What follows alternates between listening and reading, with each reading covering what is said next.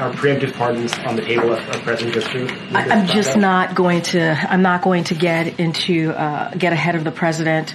Certainly, the president is looking at reviewing next steps, and there will be more to come. I'm just not going to get ahead of the president. I'm not going to get into hypotheticals from here. Do you consider it upholding norms for the president to basically not engage the press in at least 2 back-to-back? What I would say is upholding norms is what we have been able to do in the last 4 years, and I would encourage folks to look at the 4 years more broadly and what the president has been able to do and what the president has engaged with all of you.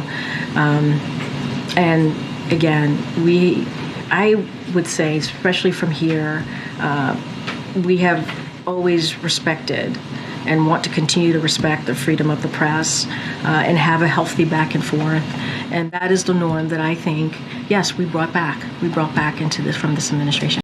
So that statement, he said in part, I believe in the justice system, but as I have wrestled with this, I also believe raw politics has infected this process and it led to a miscarriage of justice.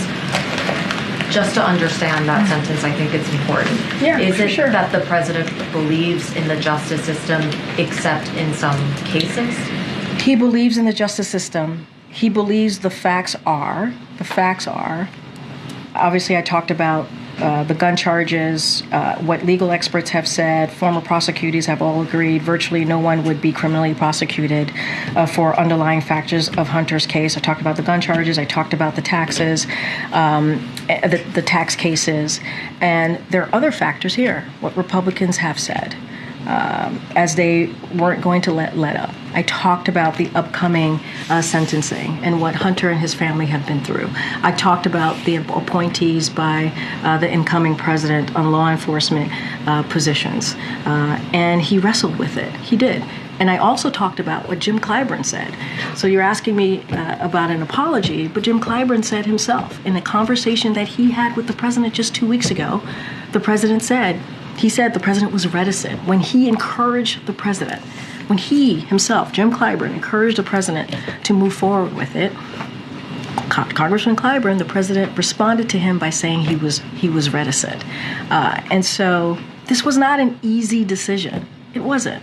It wasn't an easy decision. It was a lot of circumstances here. And we can't pass over what legal experts and former U.S. attorneys have said on this, and across the country, they've all basically agreed virtually, no one would be criminally prosecuted with felony offenses with these facts. And I have gone through the two important underlying facts of the cases. And, I just don't have anything beyond that to add or to say.